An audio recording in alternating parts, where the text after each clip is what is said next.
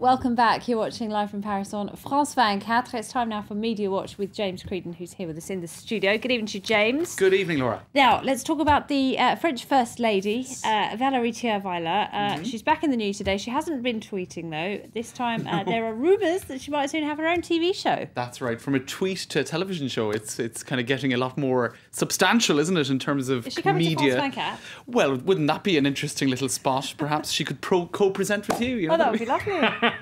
The Laura and Valerie show.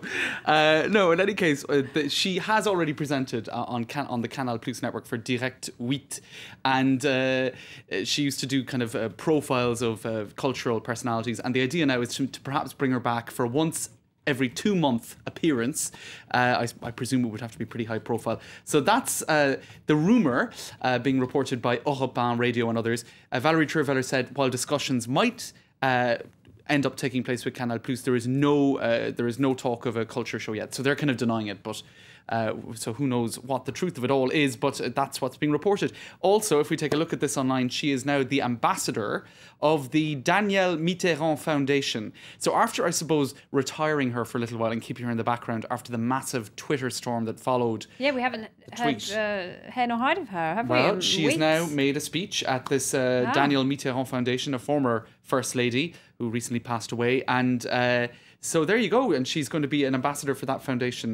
Kind of there you go. And some people saying, well, you know, there's talk of her arriving on Canal Plus. Isn't she already on Canal Plus every second day in the satirical show Les Guignols? And indeed, she is actually. Well, they can have the real thing now. Well, this is it, as opposed to plastic form.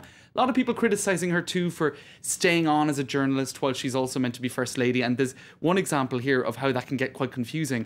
An editor sent her a book in her role as columnist for Paris Match magazine, and he got a thank you note with the Élysée letterheaded notepaper. So there is a little bit of Maybe she should buy her own station. I think so. Might be a better idea. All right, let's move on to our next, because this is brilliant. There was a Spanish fresco of Jesus Christ, and somebody thought they'd take it upon themselves to fill in the bits that had been scraped off, but it ended up looking a bit like a primary school art project. Let's have a close-up of the computer here first before we go to the pictures, just to give a sense of the before and after. This was about 5-6 weeks ago in Borja in Spain, near Syracuse, and when a lady by the name who goes by the name of Cecilia Gimenez in her 80s, she decided that she was going to restore this artwork. You can see what happened there, can't you? She started and then she can't stop now. Got to keep smudging. Got to keep going. Yeah. I know I've ruined the eyes, and it's just a bit of a disaster. Well, she seemed to be. She's happy with it. She was kind of defending herself, saying the priest let her do it, and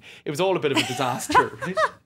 But what's happened now... I wonder if the priest pretended that he thought it was wonderful. He was probably afraid of her. She seems like it's like kind of an imposing woman for a woman of her age. Now, the latest news is the church is charging people to come in there because, of course, it's now become a tourist attraction. Ryanair are even putting up ads saying, come visit Borja, etc. and see this. Now, she is suing the foundation that owns the church, saying that she wants royalties for her artwork. It kind of defies belief, really, beggars belief that she would actually want the money. But the church has made, I think it made €2,000 in 4 days from entry charges to see the masterpiece. Religious figures are having a bad week, aren't they, all in all? They are. Anyway, moving swiftly on. Poor Jesus rendered into some sort of monkey type looking character. There you go.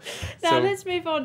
The worst restaurant review ever. This is Name and shame, James. Name and shame. Now, this has been doing the rounds. I've had it in my mailbox. I've seen it on social media. Greg's Table in London. Now, Greg, for those who want to know, is Greg Wallace, not the bakery. It's not the bakery. He is a MasterChef co-presenter.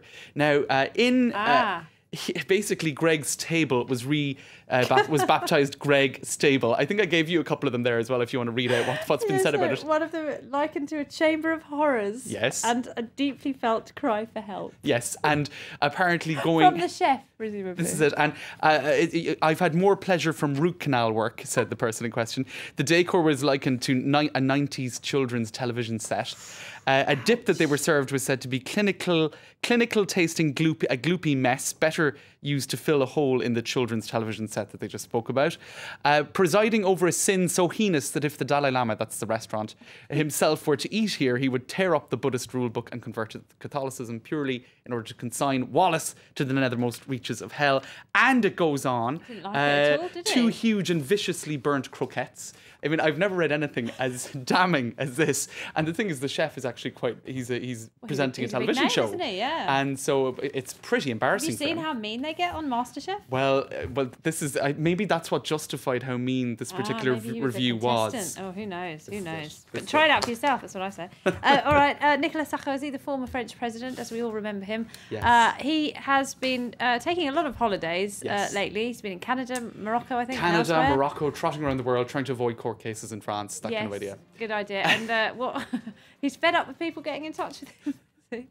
Basically, the idea is he had lunch with François Fillon, his former prime minister, and the reason they ate at Sarkozy's offices on Rue Miromesnil or Miromenil in and Paris. it's the office he made look just like his former That's office. right, everything in exactly the same space. And people were wondering, why didn't they eat out? Why didn't they go to a restaurant? And apparently Sarkozy said, stingy. in his words, all these people who hail me, telling me how much they miss me, I can't deal with it anymore. I prefer insults to that. Wonderful. So there you go. Good to know. He prefers when he had people insulting him. You should get that farmer on the line to come and see him again. That was a good exchange. Well, he had a few insults in his time. He certainly did. Excellent. All right, James Creedon, thank you very much Thanks, indeed.